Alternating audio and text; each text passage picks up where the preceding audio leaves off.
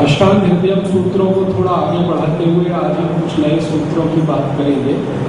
उनमें से कुछ सूत्र ऐसे हैं जो चलने, उठने, बैठने और सोने से संबंधित है। अब तक ज़्यादातर जो सूत्रों की चर्चा हुई है वो खाने और पीने से संबंधित है, और एक दो सूत्र ऐसे भी आए हैं कि भोजन के बाद तुरंत विश्राम करना है, दोपहर को और शाम को। आज थोड़ा चलने, उठने, बैठने और सोने से संबंधित कुछ सूत्रों की बात करेंगे। भागवत जी का ये कहना है कि ये जो शरीर है, चलने के बारे में, बैठने के बारे में जो सूत्र है वो ये कहते हैं कि ये जो शरीर है हमारा, भगवान ने जो बनाया, जो डिजाइन की है इसकी, वो या तो चलने के लिए है या सोने के लिए ज्यादा। और जब चलने और सोने के बीच में हमें ऐसा लगे कि बोरियत हो रही है, शरीर को एक ही अवस्था में रखने से कई बार ऐसा लगता है कि शरीर थक रहा है, तो बैठने की क्रिया, ये बैठने की क्रिया दोनों के मध्य की है, चलने की और सोने। शरीर की डिजाइन इस तरह से की गई है, भागवत जी का कहना है कि ये सोने के लिए बहुत उपयोगी है और चलने के लिए बहुत उपयोगी है। तो और दोनों के मध्य में बैठने की बात है। तो मैं महत्व की बात जो आपको ध्यान में लाना चाहता हूँ वो ये कि पूरे सूत्रों में खड़े रहने की कहीं कोई व्यवस्था नहीं। भागवत जी के जितने सूत्र मैंने अभी तक पढ़े हैं उसमें खड़े रहने के लिए वो कहते हैं कम से कम। ज्यादा खड़ा रहना इस शरीर के लिए ठीक नहीं, ये उनका कहना है। और ये बात हमें आधुनिक विज्ञान में भी समझ में आती है कि ज्यादा देर हम खड़े रहें तो पृथ्वी का जो गुरुत्व बल है, ये जो हमारे ऊपर केंद्रित है, खड़े रहने की स्थिति में सबसे खराब पॉइंट या सबसे खराब बिंदु पर ये केंद्रित होता है। बैठने में बहुत अच्छा है, मैंने आपसे कहा आप बैठे हैं आज वज्रासन, सुखासन में मैं भी बैठा हूँ, तो इस समय तो ये नाभि पर केंद्रित है। नाभि बहुत अच्छा जगह माना जाता है गुरुत्व बल के लिए। और लेटने में भी सामान्य रूप से ये नाभि और नाभि के ठीक पीछे पीठ का जो हिस्सा है वहां पर केंद्रित है, वो भी बहुत अच्छा माना जाता है। चलते समय ये ऊपर नीचे होता है तो वो अच्छा नहीं माना जाता। तो आपके लिए सूत्र का निर्देश ऐसा है कि ज्यादा देर आप खड़े होने की कोशिश ना करें, ज्यादा देर खड़े होने की कोशिश ना करें। खड़े होने की उतनी ही देर कोशिश करें जितना संक्रमण काल होता है। संक्रमण काल माने जैसे आप कहीं से चलकर आ रहे हैं, चलकर आने में तो कोई समस्या नहीं है, अब आपको बैठना है तो चलकर आना है और बैठना है, इसके बीच में थोड़ी देर खड़ा रहना पड़े वहां तक तो ठीक है। लेकिन खड़े खड़े आप जो है 1 घंटा बिताएं, 2 घंटा बिताएं, 3 घंटा बिताएं, 4 घंटा बिताएं, ये अच्छा नहीं माना जाता, शरीर के लिए तो बहुत ही हानिकारक है। अब हमारे यहाँ कुछ ऐसी व्यवस्था हो गई है पिछले कुछ 50-60 वर्षों में कि हम लोग बिजनेस करते हैं, काम करते हैं, अपने घरों में हैं, तो ज़्यादातर खड़े खड़े। अब दुकान में आप में से बहुत लोग काम करते हैं तो खड़े खड़े काम कर रहे हैं। हमारे यहाँ बहुत सारी फैक्ट्रियाँ ऐसी बन गई हैं, कारखाने ऐसे बन गए हैं जहाँ लोगों को असेंबली लाइन में खड़े खड़े ही काम करना पड़ता है। कार बनाने वाले कारखाने, स्कूटर बनाने वाले कारखाने, मोटरसाइकिल बनाने वाले कारखाने ज़्यादातर इस तरह से डिज़ाइन किए जाते हैं कहाँ व्यक्ति को खड़ा रहना पड़े। और ये जब भी मैं कार बनाने वाले, स्कूटर बनाने वाले ऐसे कारखानों में भी जाता हूँ व्याख्यान देने के लिए। एक बार टाटा की फैक्ट्री में मैं गया था जहाँ इंडिका बनती है पुणे में, तो वहाँ के जो उच्च स्तर के अधिकारी हैं, मैंने उनसे पूछा कि आपने ये जो असेंबली लाइन बनाई, इसमें ये विचार आपको कहाँ से आया कि हर व्यक्ति को खड़े रह के काम करना चाहिए? ये भारतीय विचार तो नहीं है, और टाटा ग्रुप तो भारत का ग्रुप है, तो उनका ये बात तो आपकी सही है कि टाटा ग्रुप भारत का है, लेकिन ये जो कार बनाने की डिजाइन हमने की है फैक्ट्री की, या जो हम कार बनाते हैं, ये सब विदेशी है। विदेशों से हमने ये सब सीखा, देखा, समझा। तो विदेशों में सभी कार डिजाइन करने की फैक्ट्रियां खड़े होकर होती हैं, माने हर व्यक्ति को खड़े रह के ही काम करना पड़ता है।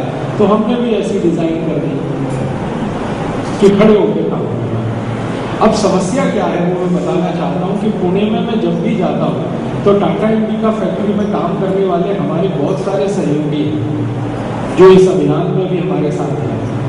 स्वदेशी का जो अभियान हमारे पूरे देश में चलता है वो हर समय मुझे शिकायत करते हैं, राजीव भाई पीठ में दर्द होता है, आप हमारे दर्द के लिए कुछ करो।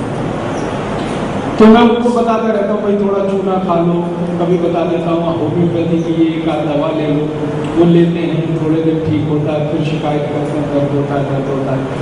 अब मैं उनसे कहता हूँ कि भैया तुम्हारा दर्द तो परमानेंट है, क्योंकि तुम खड़े खड़े असेंबली लाइन में काम करते हो 8 घंटे, कभी कभी 10 घंटे, बीच में सिर्फ 1 घंटे का तुम्हें ब्रेक मिलता है। शरीर भगवान ने डिजाइन किया ही नहीं है खड़े होने के लिए। खड़े होने वाला शरीर वो होता है जो चौपाया होता है। चौपाया माने पशुओं का जो शरीर है, जानवरों का जो शरीर है, उसकी प्रकृति आपसे थोड़ी भिन्न है। आपका शरीर ऐसे ऊर्ध्वाधर खड़ा हुआ है, उनका शरीर ऐसे क्षैतिज है, हॉरिजॉन्टल है। तो जो हॉरिजॉन्टल बॉडी होती है वो ज्यादा देर खड़ी रहे तो समझ में आता है, लेकिन ये जो 2 पाए लोग हैं इनको ज्यादा देर खड़े रहने के लिए मान्यता और व्यवस्था नहीं है भारत में। आप पुराने समय का याद करिए, पुराने समय का मतलब अब से 50-100 साल पहले तक। मुझे मेरे बचपन का याद है, मेरे दादाजी या नाना जी के पास कभी भी मैं गया, वो लेटे हुए हैं या बैठे हुए हैं और मैंने कुछ खड़े खड़े बात कहना शुरू किया तो सबसे पहले वो टोकते थे बैठ, पहले बैठ फिर बात करें। तो हमारे सभी बुजुर्ग ये करते हैं, घरों में सामान्य रूप से ये होता है। हम कहीं भी किसी घर में चले जाते हैं सबसे पहले बैठो बैठो, उसके बाद बातचीत शुरू हो जाती है। पहले बैठो, विराज, आओ पधारो सब, बैठो सब। तो ये जो पधारना है, विराजना है, बैठना है, ये कहने वाले लोग मैं मानता हूँ बहुत वैज्ञानिक हैं, वो जानते हैं इस बात को। ये अलग बात है कि आधुनिक विज्ञान के शब्दों में वो उसको व्याख्यायित नहीं कर सकते, लेकिन उनको मालूम तो है। कैसे मालूम है? वो कहते हैं कि हमारे दादाजी ने सिखाया। उनको किसने सिखाया? उनके दादाजी ने या पिताजी ने सिखाया। तो ये दादाजी, पिताजी, नानाजी, नानी जी से आने वाला जो ज्ञान है, परंपरा से आने वाला ज्ञान है, ज्ञान तो परफेक्ट है, बस आज की 21वीं शताब्दी के हिसाब से इसका विश्लेषण नहीं हो पाया है। तो मैं बार बार सोचता हूँ जब अष्टांग हृदय के सूत्र पढ़ता हूँ और फिर अपने लोगों को मैं देखता हूँ कि वो कैसे कर रहे हैं परंपरा से, तो मुझे बहुत आश्चर्य होता है कि शायद उन्होंने जिंदगी में कभी अष्टांग हृदय नहीं पढ़ा होगा, मेरे दादाजी या मेरे नाना जी, आपके दादाजी और आपके नाना जी, लेकिन अष्टांग हृदय का ज्ञान उनके पास है, जो सूत्र के रूप में वहां दर्ज है वो ज्ञान उनके पास है। ये गया कहाँ से? ये शायद ऐसे ही गया होगा, किसी ऋषि महर्षि ने अष्टांग हृदय के ज्ञान को सरल सूत्रों में लोगों को बताया होगा कभी। वो पहुंचते पहुंचते लोगों तक ऐसे पहुंचा, भाई तू बैठ कर बात कर, बैठ के बात, पानी पी, बैठ के पानी पी, खाना खा, बैठ के खाना खा। ये हमें इंस्ट्रक्शंस के रूप में माता पिता, दादा दादी, नाना नानी से हमेशा मिलते रहे हैं। ये बहुत वैज्ञानिक बात है, क्योंकि शरीर की डिजाइन ऐसी है कि वो बैठने के लिए तो मध्य में है, सोने और चलने के लिए सबसे अच्छी है, खड़े होने की इसमें कोई व्यवस्था नहीं।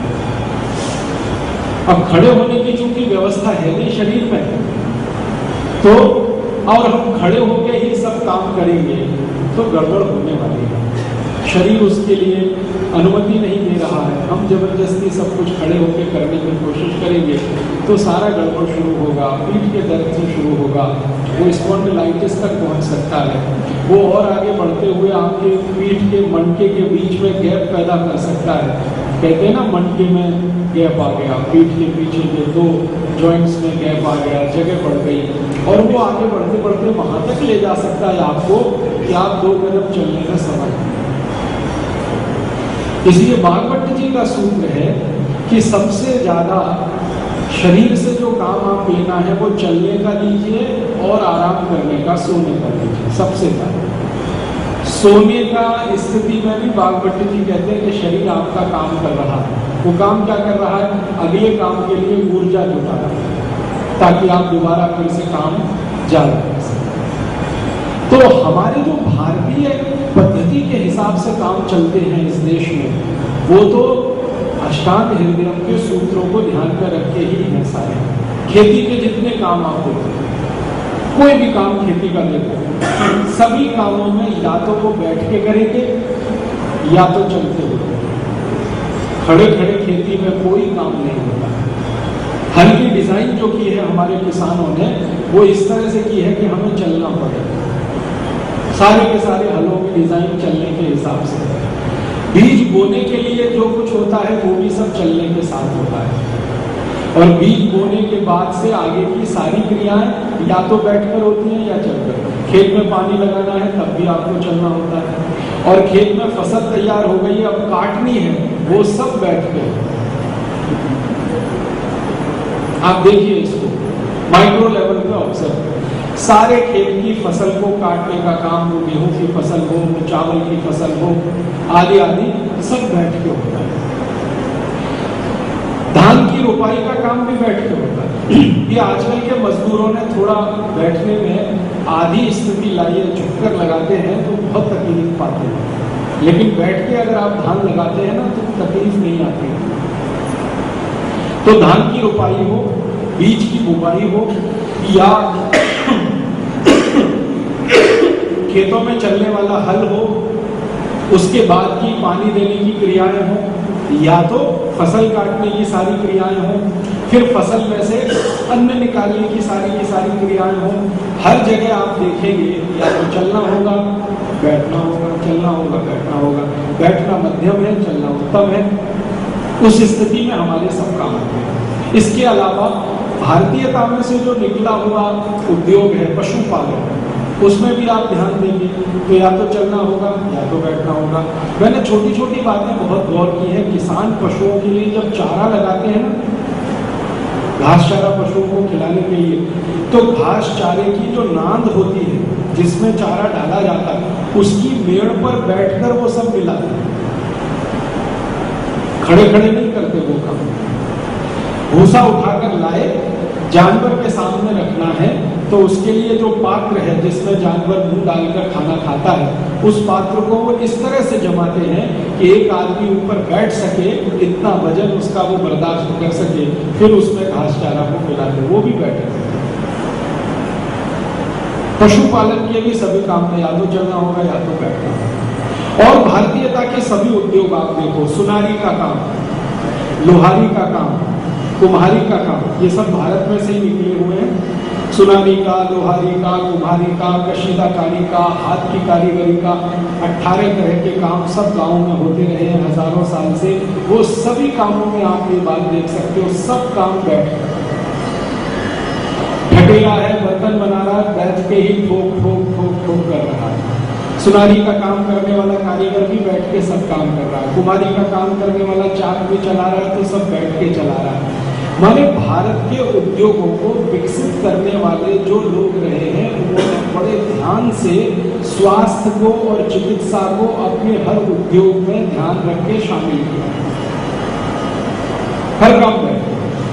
और इसलिए हमने ये देखा और पाया कि जो लोग बैठकर काम करते हैं वो ज्यादा दिन अपना जीवन चलाते हैं, और जो खड़े खड़े असेंबली लाइन पे काम करते हैं, कहीं भी काम करें, वो कारखाना हो, ट्रक बनाने का, बस बनाने का, कार बनाने का या स्कूटर बनाने का, खड़े खड़े काम करने वालों का जीवन बहुत थोड़ा होता है। जीवन थोड़ा होने से मतलब ये है कि जो बैठकर काम कर रहे हैं या चलकर काम कर रहे हैं, उनका स्वास्थ्य ज्यादा दिन तक सुरक्षित रहता है, ज्यादा आयु भी है।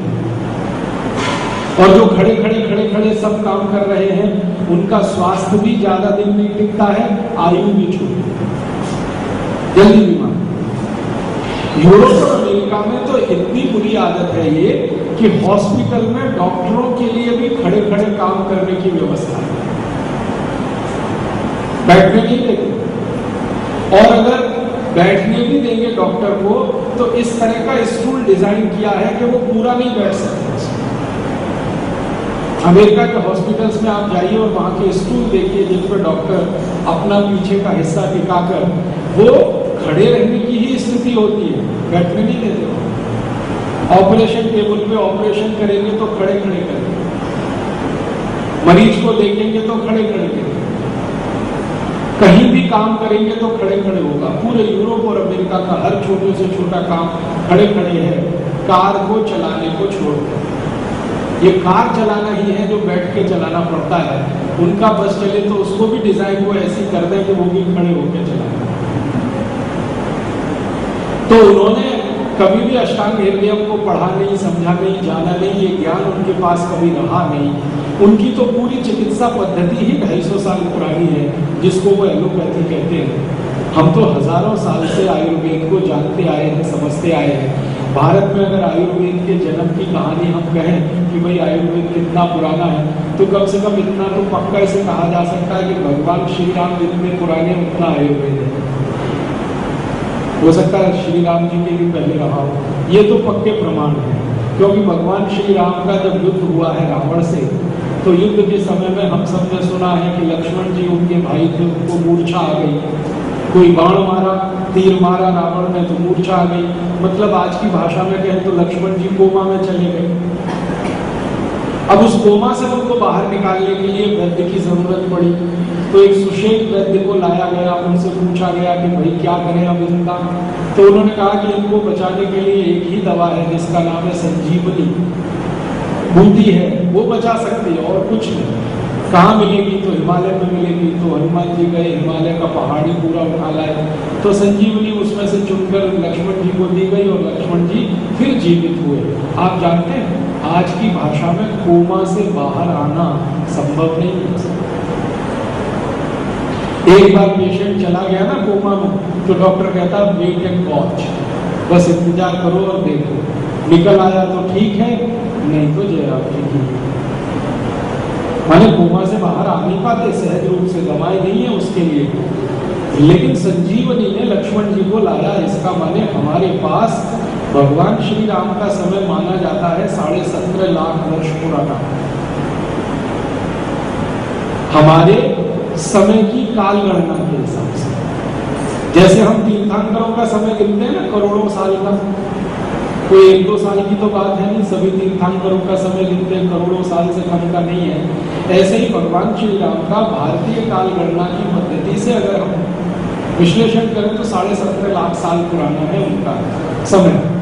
तो इसका माने 17.5 लाख साल पहले आयुर्वेद था, क्योंकि संजीवनी थी, वैद्य थे, सुषेण थे, नाड़ी देख के उन्होंने बताया था कि लक्ष्मण जी को चाहिए ये। इसका मतलब यह है कि आयुर्वेद तो लाखों साल पुराना हो सकता, करोड़ों साल पुराना हो। भगवान श्री राम के पहले दशरथ हुए थे, दशरथ के समय में वो बीमार पड़े थे तो भी वैद्य की व्यवस्था थी। दशरथ के पहले उसी वंश में राजा दिलीप हुए, उस समय भी वैद्यों की कहानी आती है।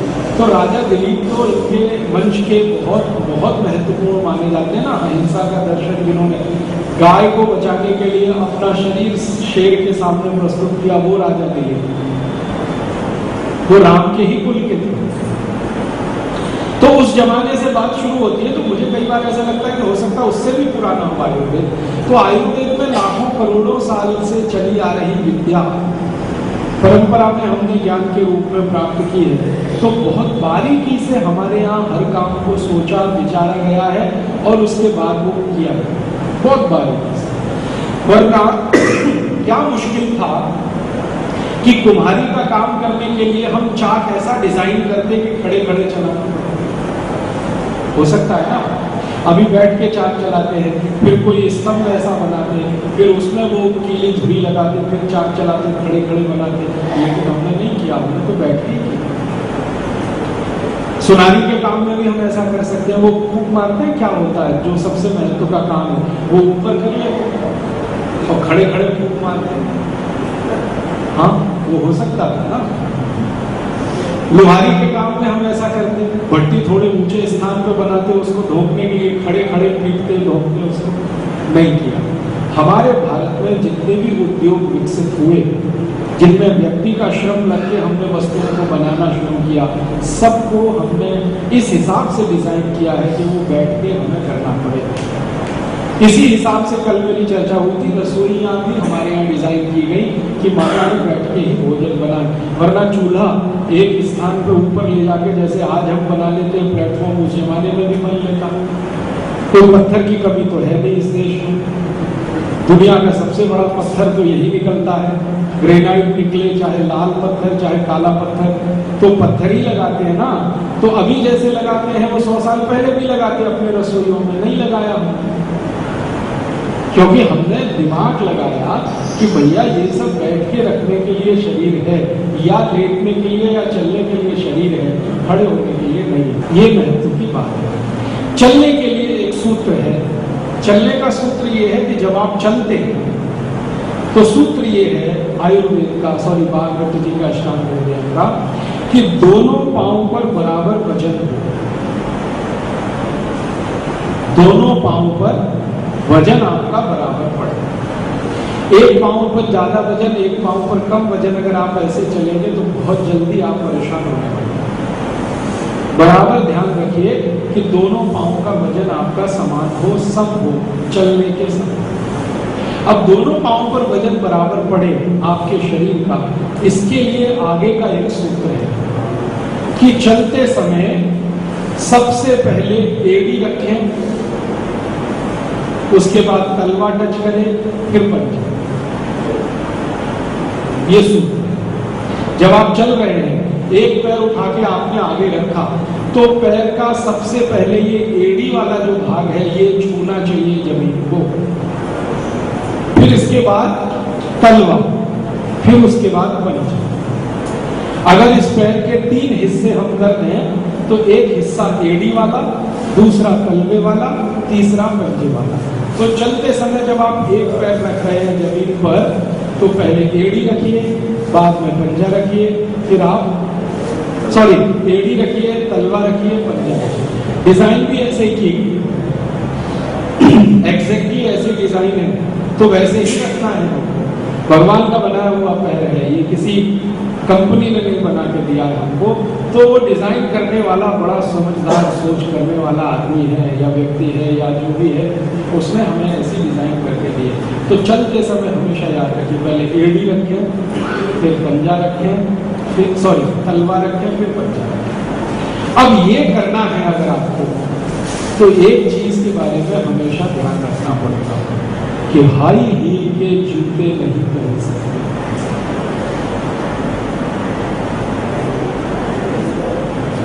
हाई हील की चप्पल नहीं पहन सकते,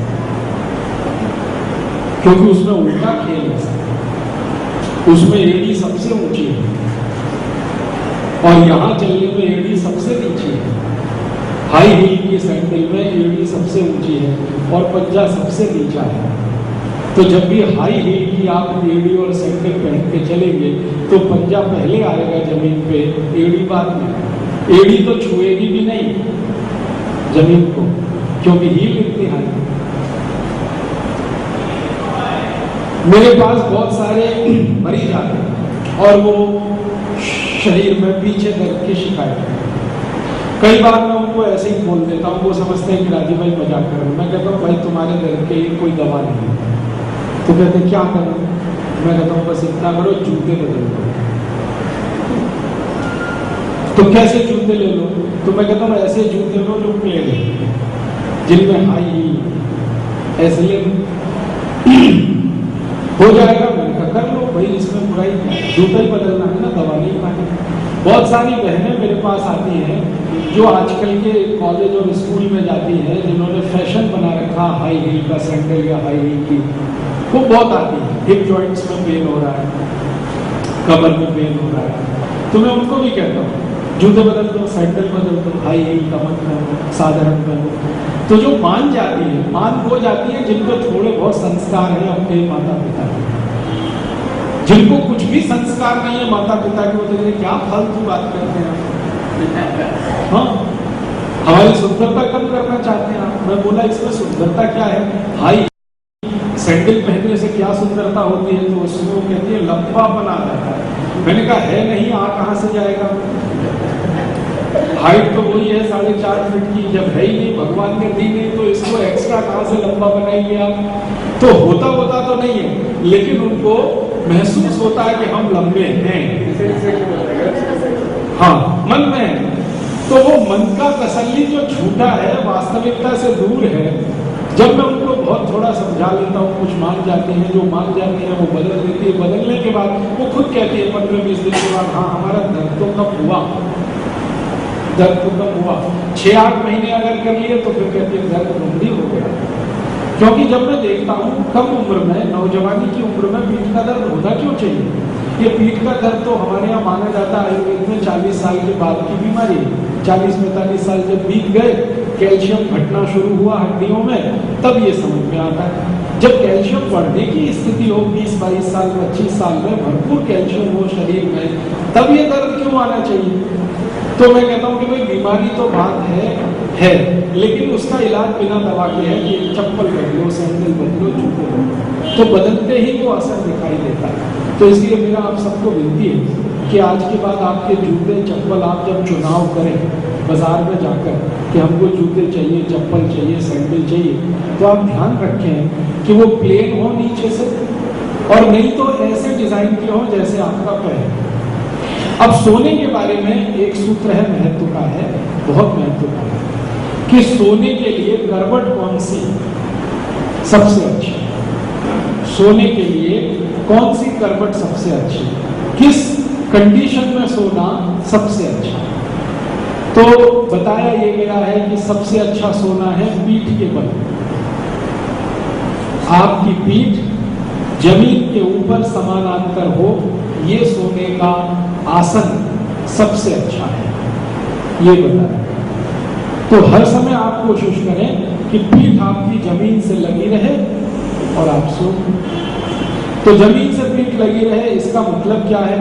आपके पीठ में पीछे जो रीढ़ की हड्डी है ना, इसका उभरा हुआ हिस्सा, आप अगर हाथ लगाएंगे तो इसमें एक तो अंदर घुसा हुआ हिस्सा है और उभरा, ये उभरा हुआ हिस्सा जमीन के संपर्क में रहना चाहिए। फिर आपके कंधे में आप हाथ लगा के देखिए, दो उभरे हुए हिस्से दोनों कंधे में, वो जमीन पर टिक जाना चाहिए। फिर आपके दोनों हिप्स हैं, ये जमीन पर टिक जाने चाहिए। फिर आपके पाँव की ये पिंडलियां हैं, ये पूरी तरह से जमीन पर टच होनी चाहिए। और पिंडलियों के बाद की ये स्थिति जंघाओं की है, ये जमीन पर टच होनी चाहिए। और अंत में आपकी एड़ी जमीन पर टच होनी चाहिए। तो जमीन पर टच होने वाला जो हिस्सा है सोते समय, उसको मैं फिर से दोहराता हूँ, एड़ी, पिंडलियां, जंघाओं के नीचे का हिस्सा, फिर आपके दोनों हिप्स, फिर आपकी रीढ़ की हड्डी का बाहर का उभरा हुआ हिस्सा, फिर आपके दोनों कंधों में बाहर निकला हुआ हिस्सा, और आपके सिर का ये आखिरी हिस्सा। ये है आपके सोने की सबसे अच्छी स्थिति।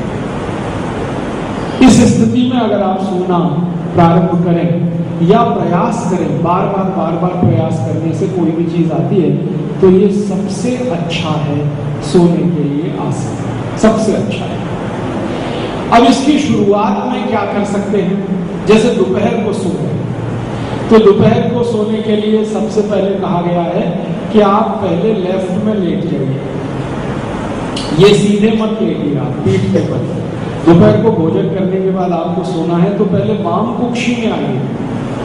वाम कुक्षी माने बायां साइड, लेफ्ट साइड, इसमें लेटिए, थोड़ी देर लेटे रहिए, 10, 12, 15 मिनट। उसके बाद थोड़ी देर के लिए राइट में आइए और फिर सीधे सो जाइए। ये दोपहर का है, ठीक है, खाना खाने के तुरंत बाद से।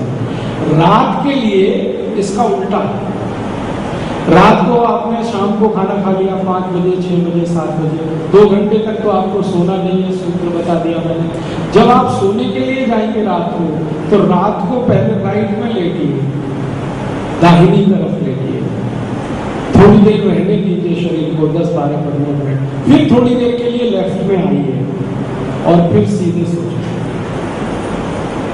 ये रात के लिए।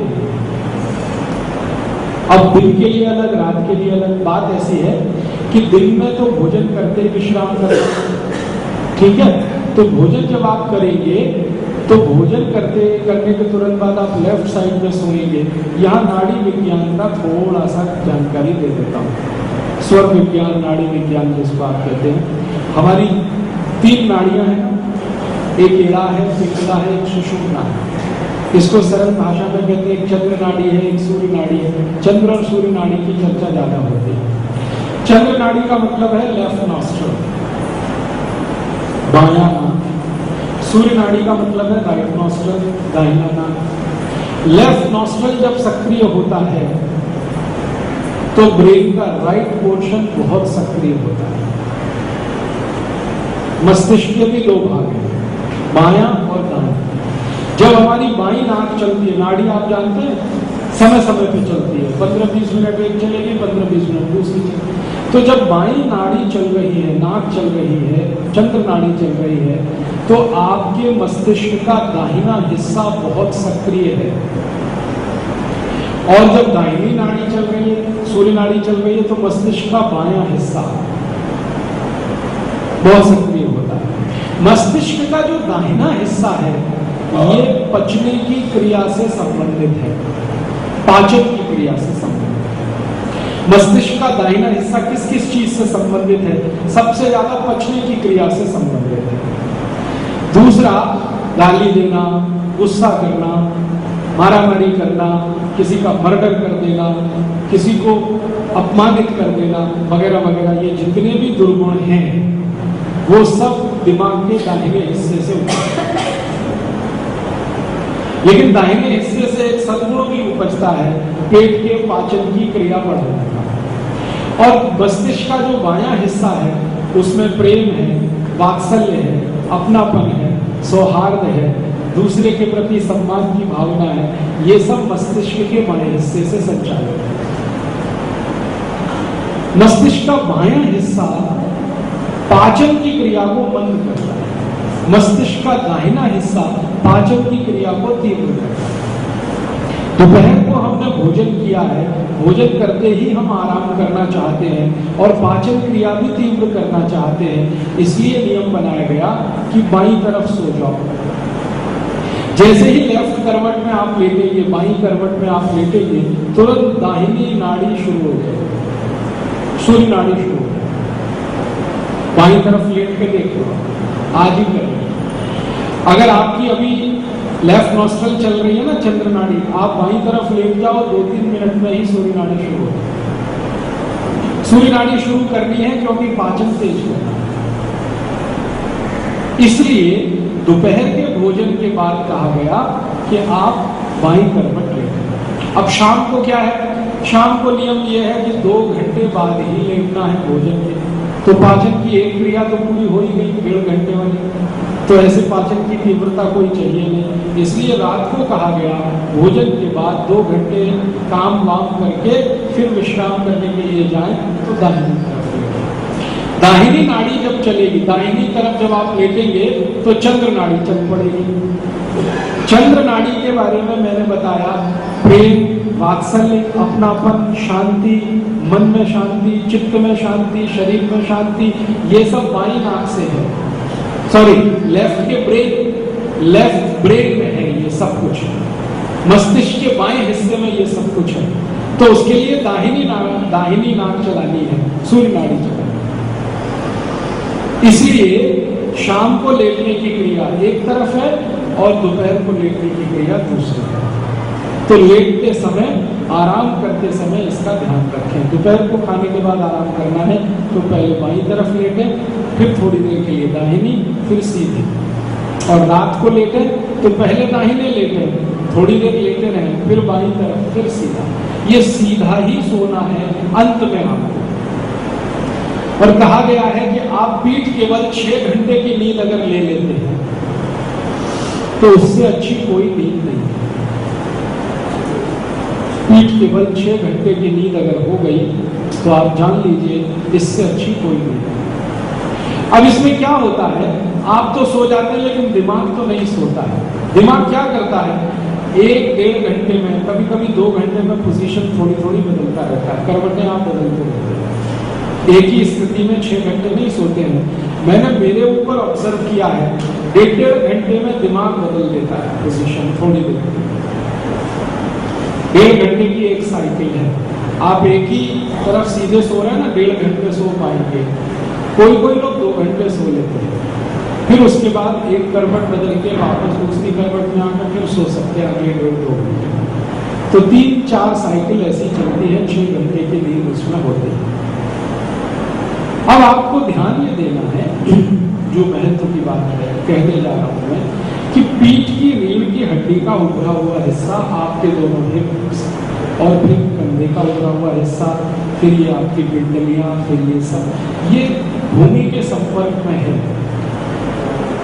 ये महत्व की बात है सोते से। तो ये भूमि के संपर्क में कब होगा? क्योंकि आप जब सोएंगे गद्दे पे, आप जब सोएंगे बेड पे, तब तो ये भूमि के संपर्क में नहीं हो सकता। आप अगर बेड पे सो रहे हैं, डबल बेड पे सो रहे हैं, सिंगल बेड पे सो रहे हैं, तब तो ये भूमि के संपर्क में नहीं आने वाला, क्योंकि बेड के बीच में, पृथ्वी और हमारे शरीर के बीच में क्या आ गया? कुचालक आ गया, लकड़ी आ गई, बेड आ गया, लोहा आ गया। लोहा तो फिर उतना कुचालक नहीं है, कंडक्टर अच्छा है, लेकिन लोहे के ऊपर जो गद्दा आ गया, गद्दा रोई का, ये तो बेड कंडक्टर ही है, ये तो पूरे कुचालक है। आयुर्वेद कहता है कि सोते समय आपके पीठ में और जमीन के बीच में कोई ऐसी चीज रहनी चाहिए जो सेमी कंडक्टर हो तो बहुत अच्छा, ज्यादा कुचालक भी नहीं हो, ज्यादा सुचालक भी ना हो।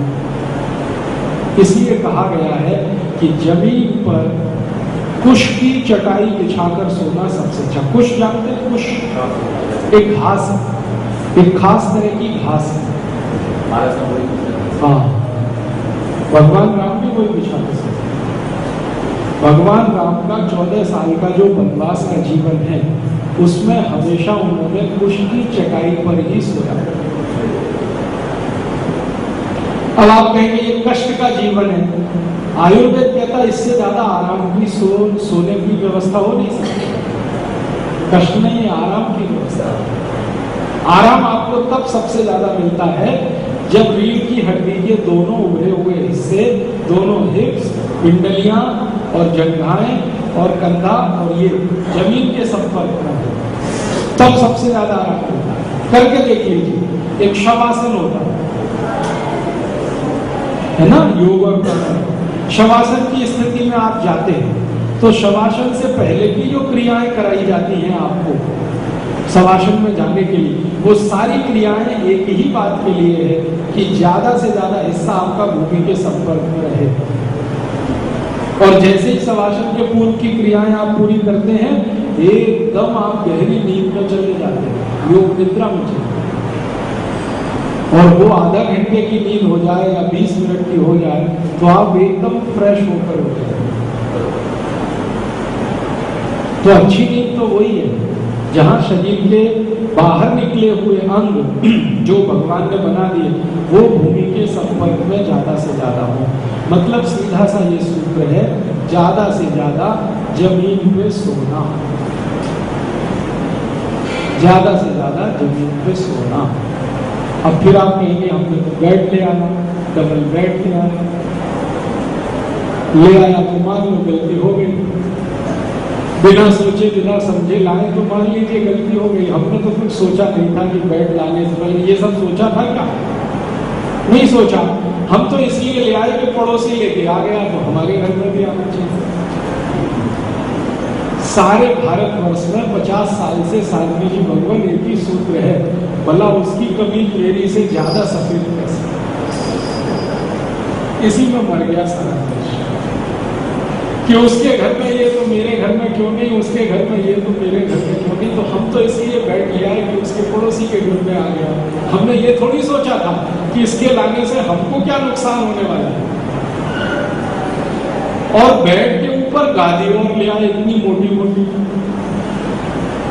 और आजकल तो स्पंज वाली गादियां आर्टिफिशियल, जिसमें रूह भी नहीं होती, स्पंज रहती है रबर जैसी, तो वो तो बहुत खराब है। आयुर्वेद में ये कहा गया है कि ये जो बिस्तर है आपका, ये पतले से पतला हो, पतले से पतला, तब आपके शरीर को ज्यादा से ज्यादा आराम मिले। पतले से पतला हो तो शरीर को ज्यादा से ज्यादा आराम मिले। माने गादी पे भी अगर आप सोना चाहते हैं तो गादी पतली से पतली रखिए, मोटी नहीं जाना। और नहीं तो सबसे अच्छा चटाई ले लीजिए, कुश की बनी हुई मिलती है, कुश की चटाई मिलती है। कुश की नहीं मिले तो बांस की तो मिलती ही है, खजूर की भी मिलती है। तो उन चटाइयों में सोने का अभ्यास करना शुरू कर दें। जब आप बहुत बीमारी की स्थिति में हो तभी सोचिए कि मैं बेड पे जाऊं, बहुत बीमारी की स्थिति में तो बेड पे जाइए, नहीं तो कोशिश करिए भूमि पर सोना। अष्टांग हृदय में एक बड़ा महत्व का सूत्र है, जमीन पे सोना, जमीन पे बैठना, जमीन पे खाना और जमीन पे ही मरना, ये सबसे उत्तम मार्ग है। जमीन पे सोना, जमीन पे बैठना, जमीन पे खाना और जमीन पे ही मर जाना, ये सबसे अच्छा मार्ग है। मरते समय भी शरीर आपका भूमि पे रहे, प्राण निकलते समय शरीर भूमि पर रहे, ये सबसे अच्छी मौत मानी गई है।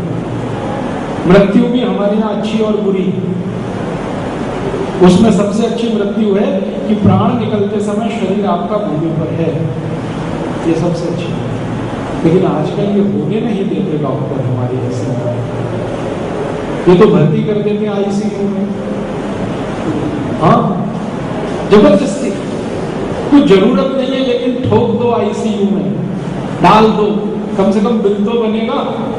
2 दिन 4 दिन 6 दिन जब तक प्राण नहीं निकलेंगे बिल तो बनता ही जाएगा, तो वो तो डाल देते हैं आईसीयू में। और आईसीयू में तो बेड है और वो बेड भी मशीन चालित है, जबकि कहा गया मरते समय आप भूमि पे रहें। मुझे मेरे पुराने बचपन का याद है, मेरे दादाजी की मृत्यु हो गई थी, मैं उनके सामने था, तो बार बार एक ही बात कह रहे थे, अनकॉन्शियस थे, माने सेमी कॉन्शियस थे, अनकॉन्शियस नहीं कहना चाहिए, थोड़ा ध्यान था, थोड़ा चला गया था ध्यान। वो बार बार कह रहे थे मुझे जमीन पे ले लियो, हमारे भाषा में, हमारे उत्तर प्रदेश की भाषा, मुझे जमीन पे ले लेना, मेरे आखिरी प्राण जमीन पे निकलने चाहिए। वो चारपाई पे लेटे हुए बार बार यही कह रहे थे। तो हमने कहा चलो ले ही लेते हैं, उनके होश रहते हुए। जैसे ही हमने उनको जमीन पर रखा और उनके प्राण माने तब तक प्राण नहीं निकले जब तक वो चारपाई पे लेटे। उस इच्छा थी उनकी, ऐसी भावना थी। ये सभी बुजुर्गों में होती है, हम देखते हैं, लेकिन हम उनकी इच्छा का ये भी सम्मान नहीं करना चाहते। जबरदस्ती उनको बेड पे लिटा रखते हैं, आईसीयू में डाल के रखते हैं, पता नहीं क्या क्या करते उनके आगे पीछे लगा देते हैं, जो सब कुछ वर्जित है आयुर्वेद में। आयुर्वेद में एक बहुत बड़ा अध्याय है अष्टांग हृदय में, बच्चों के जन्म का, कि जन्म कैसे होना चाहिए, प्रसव की स्थिति क्या होनी चाहिए। तो उसमें कहा गया है एक सूत्र में, समय आएगा तो वो भी बताऊंगा विस्तार से, कि बच्चे का जन्म बैठी हुई स्थिति में हो तो सबसे अच्छा। प्रसव, कोई भी माँ का प्रसव बैठी हुई स्थिति में हो तो सबसे अच्छा, माने भूमि के संपर्क में है तो सबसे अच्छा। प्रसव की भी वही स्थिति है, लेकिन आज हमारे यहाँ वो भी संभव नहीं हो पा रहा है, क्योंकि हम ज़्यादातर प्रसव बेड पे कराते हैं, बिस्तर पे कराते हैं वगैरह वगैरह।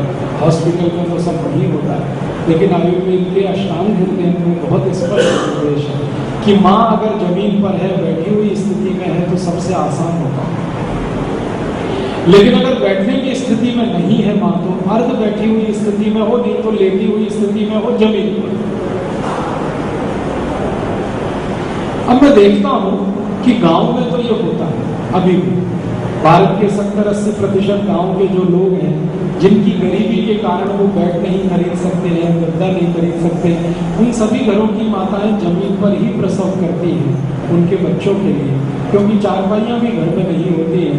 और मैंने देखा है कि उनके बच्चे हमारे शहरों में पैदा हुए बच्चों से बहुत ज़्यादा स्वस्थ और तंदुरुस्त दिखाई देते हैं, जबकि खाने पीने को भी इतना नहीं मिलता। वो बच्चे नंग धड़क खेलते रहते हैं, कपड़े भी पहनने को नहीं है, मिट्टी में लौटते रहते हैं, इधर उधर गीले रहते हैं, पानी में, मिट्टी में, फिर भी मुझे दिखाई देता हमारे शहर वाले बच्चों से स्वस्थ दिखते हैं, खुश दिखते हैं, प्रसन्न दिखते हैं, आनंद में ज्यादा दिखते हैं। कारण उनके ये हैं, छोटे छोटे कारण हैं लेकिन गंभीर हैं। तो आप कोशिश करिए अपने जीवन में ये 4 नियम तो जरूर है। बैठने की ज्यादा से ज्यादा कोशिश भूमि पर करिए, सोने की ज्यादा से ज्यादा कोशिश भूमि पर करिए, खाना खाने की कोशिश ज्यादा से ज्यादा भूमि पर करिए। और आप भी ये संकल्प लेके मन में रख लीजिए कि भाई मरेंगे तो जमीन पर। अपने बच्चों को, पोते पोतियों को बोल के रख कि भाई मेरा तो ये है, दुष्कर्म मत कर, आईसीयू में तो भर्ती मत करा, जाना तो सबको ही है, ये शरीर तो सबको ही छोड़ना है, तो आईसीयू में छींछा लेदर हो शरीर की क्यों करना पाए। मृत्यु उतने ही आनंद से हो जितने आनंद से जन्म हुआ है, क्योंकि जीवन और मृत्यु सच है, सबके सामने आते ही हैं। तो हम हमारी कोशिश में ये ध्यान रखें, आज के आधुनिक हॉस्पिटल और डॉक्टर्स के चक्कर में इस स्थिति में कम से कम फंसे, क्योंकि अंतिम समय में भी वो डॉक्टर छोड़ेगा नहीं था। हाँ, मर गया है, पेशेंट की नाड़ी चली गई है, फिर भी कहेगा यार वेंटिलेटर पर रख के देखो शायद आ जाए। नाड़ी चली गई है, मालूम है, मुझे मालूम है, हम सबको मालूम है, लेकिन डॉक्टर जैसे कह देता है एक बार तो रख के देख लो वेंटिलेटर पे, आपकी भी इच्छा जवान हो जाती, भाई रख ले चल हो सकता। और वो वेंटिलेटर पर डेड बॉडी को रखता, 2-4 दिन रखा रहता, फिर कहता ओ आई एम वेरी सॉरी, मैं उनको नहीं बचा पाया, वो रखने से पहले ही मर चुके थे। आजकल के डॉक्टर अब डॉक्टर नहीं रह गए हैं, चिकित्सक नहीं रह गए हैं, वो व्यवसायी हैं, कॉमर्शियल हैं, और इतने कॉमर्शियल कि मरे हुए शरीर को भी वेंटिलेटर पर रखते हैं और मरे हुए शरीर को भी ऑपरेशन करते हैं। बहुत होते हैं, हर शहर में ऐसे सैकड़ों उदाहरण, यहाँ चेन्नई के मैं दे सकता हूँ। बड़े बड़े हॉस्पिटल जो नामी गिरामी है ना, जहाँ आप बड़ी श्रद्धा से जाते हैं, लाखों रुपए जहाँ खर्चा होता है, वो भी इसी धंधे में लगे, चाहे वो चेन्नई में हो, चाहे दिल्ली में हो, चाहे मुंबई में हो, चाहे हैदराबाद में हो। तो मेरी तो आपको हाथ जोड़कर विनती है कि आप अपने लिए ये मत करवाना, घर वालों को बोल देना कि अंतिम समय जब दिखने लगे तो कम से कम आईसीयू ना लेके जाएं, हॉस्पिटलाइज ना करें, घर में ही रखें। और घर में तो सब व्यवस्थाएं हो सकती हैं, आप जिन वाणी सुन सकते हैं, मंत्रों के पाठ आपके आसपास हो सकते हैं, वो आईसीयू में कौन करेगा, वो तो घुसने ही नहीं देते, वो शीशा लगा के रखते, यहीं से देखो आगे मत जाओ। तो न जिन वाणी की कोई व्यवस्था हो सकती है, न मंत्रों का पाठ हो सकता है, न उसके कान में ऐसी कोई बात जा सकती है जो जानी चाहिए मरते समय, ताकि अगला जन्म अच्छा हो। तो कम से कम आप अपनी मृत्यु को अपने हिसाब से तय करके जाना है यहाँ से। और मेरा निवेदन है, थोड़ा जिनके घर में ज्यादा पैसा है उनके घरों में ये चोचले बहुत है, क्योंकि पैसा है ना, तो आस पड़ोसी वाले घर लगते हैं, अरे इतना कंजूस, बाप के लिए ये भी नहीं कर सकता। आपका दिल दिमाग तो संतुलित है, आप तो चाहते हैं कि मेरे पिताजी जिन वाणी सुनते हुए यहाँ से प्रयाण करें, लेकिन आस पड़ोसी नहीं करने देते। वो कहते इतना कमाया, बाप के लिए इतना भी नहीं कर सकता। अरे वो बाप के लिए कुछ भी कर सकता है, लेकिन ये दुष्कर्म क्यों कराना, पैसे खर्च करने। तो पड़ोसियों के चक्कर में मत आना। मुझे तो कई बार लगता है कि हमारे पड़ोसी कहीं हॉस्पिटलों के कॉमर्शियल एजेंट तो नहीं हो गए, कोच नहीं रहते, ले नहीं गए, अपोलो नहीं लेके गए, उसमें नहीं लेके गए, एक्सपर्ट में लेके नहीं गए, वो दिल्ली नहीं ले गए, ऑल इंडिया इंस्टीट्यूट वहां भी तो जाते हैं, वो पीजीआई नहीं ले गए आप चंडीगढ़। भैया मुझे मालूम है, पिताजी भी कह रहे हैं कि अब मैं जाने वाला हूँ, मुझे भी मालूम है वो जाने वाले हैं, तो जाना तो है ही। अब वहां लेके जाऊं, भागा भागी करूं, लाखों रुपए खर्च करें, वहां भी वो जाएंगे ही, लेकिन मृत्यु तो अच्छी नहीं होगी, नसीब नहीं है। तो मृत्यु तो अच्छी नसीब हो उनको। तो आप ध्यान रखें, मरते समय जमीन, भूमि, खाना खाते समय, बैठते समय, सोते समय, उठते समय कोशिश करें ज्यादा से ज्यादा भूमि का इस्तेमाल हो। ये 3-4 सूत्र। थोड़ा आगे बढ़ता हूँ और 1-2 सूत्र की बात करता हूँ, फिर साध्वी जी का प्रवचन होगा। हमारे जीवन में चलते समय, बैठते समय, उठते समय, खाते समय, पीते समय, इन सब चीजों के लिए बार बार कहा गया, जमीन पर बैठ के ही कोशिश करनी है। एक तो परिस्थिति ऐसी है जिसमें आप अपवाद कह सकते हैं, वो मैंने बोला था कि जब बहुत ऐसी गंभीर बीमारी आ गई हो, जिस बीमारी में शायद आपको राती पे ही सोना पड़ता हो या बिस्तर पे ही जाना पड़ता हो, तो वो अपवाद है, वो एक्सेप्शन है, लेकिन रूल नहीं है। कई बार ऐसा होता है कि हर रूल का कोई ना कोई एक आध एक्सेप्शन हो सकता है, हर नियम का कोई एक आध एक्सेप्शन हो सकता है, तो वैसे ही ये ध्यान रखना है आपको। एक मैं आपको जानकारी देना चाहता हूँ कि आप जब अपने जीवन में घर से बाहर निकले, घर से बाहर निकले, चलने के लिए आप अपने घर से कोशिश कर रहे हैं, तो अष्टांग हृदयम में भी ये है और नाड़ी विज्ञान में भी ये है, आयुर्वेद के बहुत बड़े बड़े पंडितों ने भी ये कहा कि घर से निकलते समय पहले दाहिना पैर बाहर, आपके घर की दहलीज, क्या कहते हैं दहलीज कहते हैं, और शायद एक और शब्द देहरी कहते हैं, दहलीज। आपके घर की दहलीज लांग रहे हैं, माने घर से बाहर आप जब जा रहे हैं, तो कोशिश करें दाहिना पैर आपका पहले बाहर निकले। सामान्य लोग, कुछ लोगों के लिए उल्टा भी है कि बायां पैर बाहर, लेकिन सामान्य लोगों के लिए, सामान्य स्वास्थ्य को ध्यान में रखकर ये एक नियम मैं कहना चाहता हूं कि आप कोशिश करें कि दाहिना पैर आपका बाहर निकले। कैसे? सोच के निकले, घर से जब भी बाहर निकले ये सोच के निकले कि मेरा दाहिना कदम में बाहर रखूंगा, उस हिसाब से स्टेपिंग कैलकुलेशन कर लें, जहां से निकलकर देहरी तक आपको जाना, तो कोशिश करें। मंदिर में प्रवेश कर रहे हैं तो उसके लिए भी यही करें, मंदिर में प्रवेश करें तो पहले आपका दाहिना कदम मंदिर में पड़ना चाहिए। घर से बाहर निकल रहे हैं तो दाहिने कदम से बाहर निकले, वापस घर आ रहे हैं तो भी दाहिने कदम पहले घर में अंदर आना चाहिए। तो आप अपने स्टेपिंग को अगर ध्यान रखेंगे तो ये नियम सहजता से पालन हो सकता है। हम ध्यान नहीं रखते हैं, कोई भी कदम हमारा बाहर पड़ जाए, कोई भी कदम अंदर पड़ जाए, वो हमारे घर में रहेगा। अब ये दाहिना कदम बाहर रखना चाहिए, इसका माने आपकी चंद्र नाड़ी चलनी चाहिए, सीधी सी बात, घर से बाहर चंद्र नाड़ी चलनी चाहिए। मंदिर में दाहिना कदम हम अगर हम रख रहे हैं, इसका माने सीधा है, चंद्र नाड़ी चलनी चाहिए।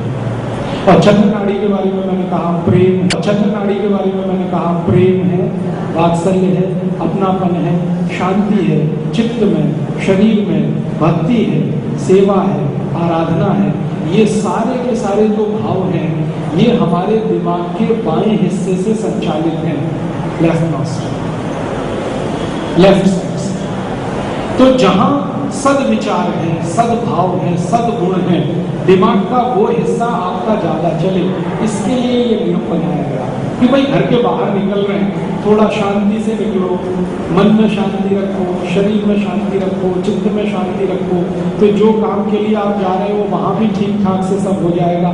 निकलते समय ही गुस्सा है मन में, निकलते समय ही आपके मन में कश्मकश है, गुस्सा है, चित्त अशांत है, तो हो सकता है काम बिगड़े। सामने वाले से कुछ लेन देन करना है तो आप कुछ गरम हो, कुछ गरम, तो मामला बिगड़ जाए। तो घर के बाहर हम निकल रहे हैं किसी न किसी उद्देश्य से, या तो हम निकलेंगे उद्योग के हिसाब से, व्यापार और उद्योग, तो भी चित्त और मगज शांत रहना चाहिए।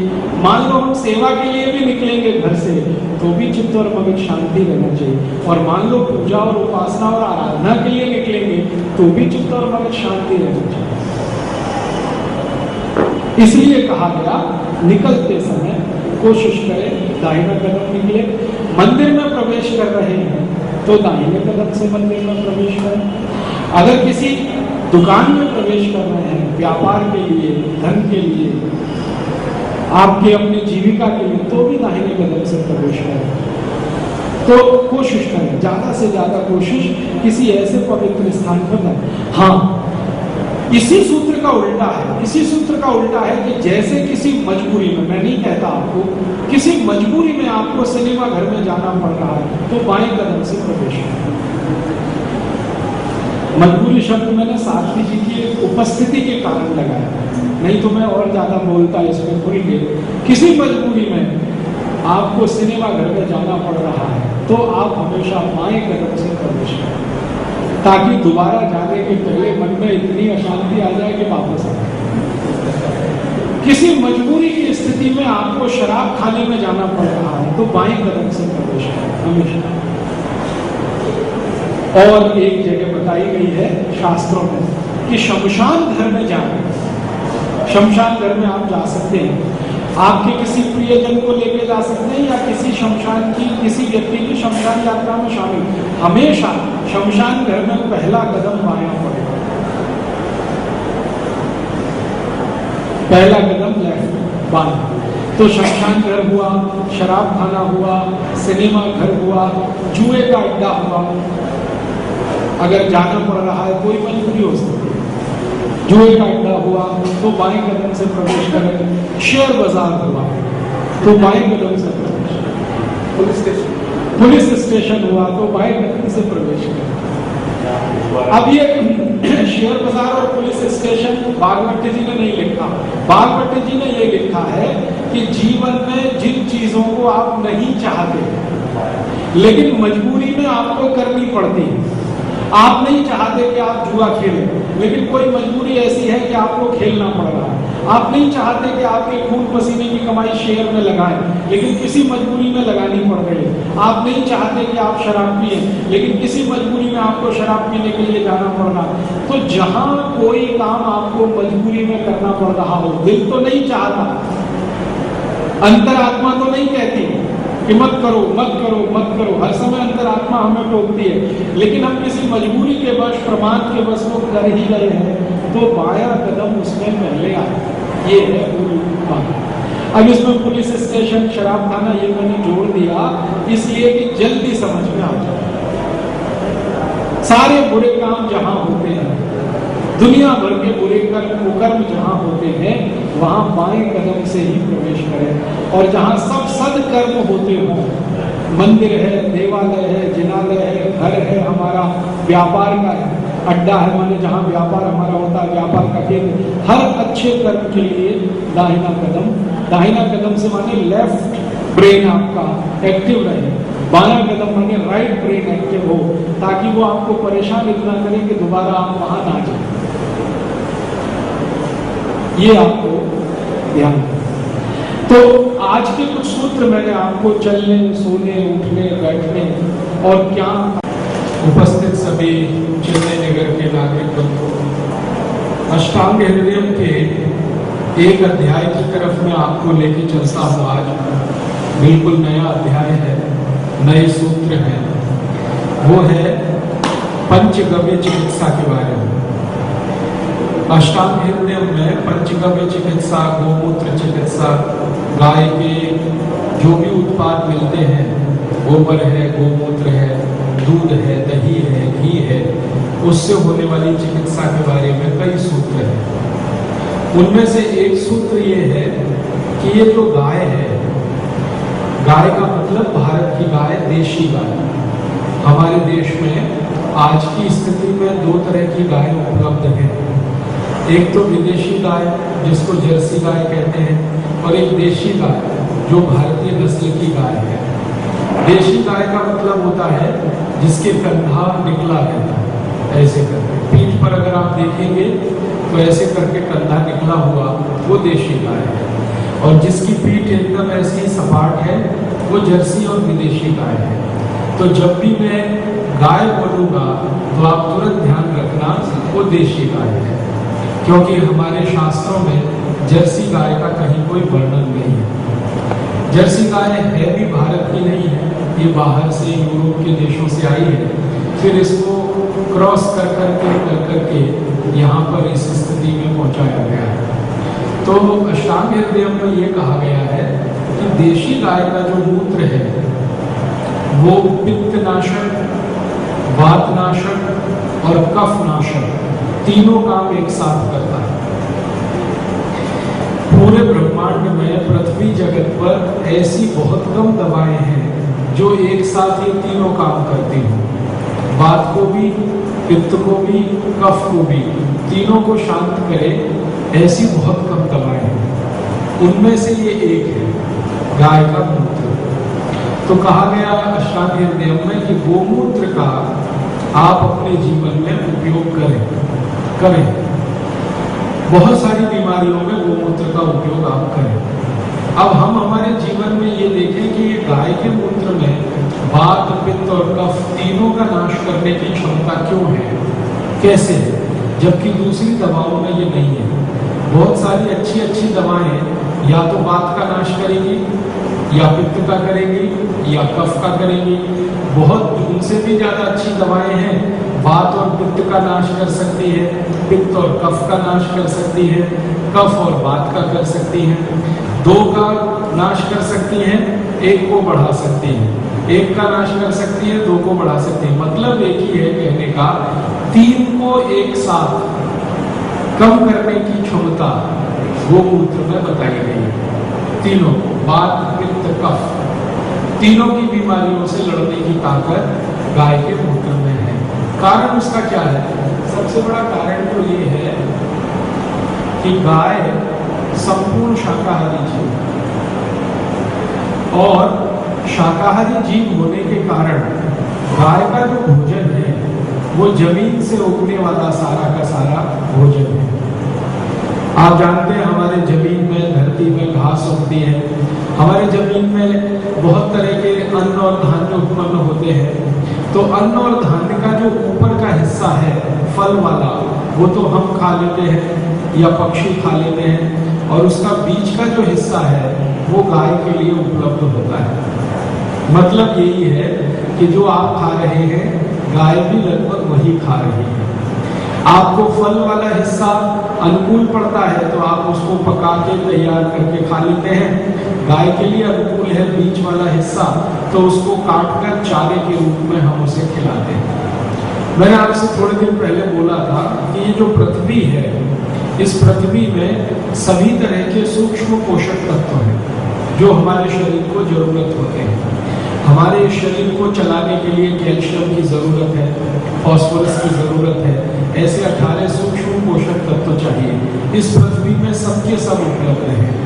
गाय को भी ऐसी ही जरूरत होती है, जैसी हमारी जरूरत है वैसी गाय की जरूरत है। गाय को भी सभी तरह के सूक्ष्म पोषक तत्व चाहिए, कैल्शियम भी चाहिए, फास्फोरस भी चाहिए। तो गाय को ये सारे के सारे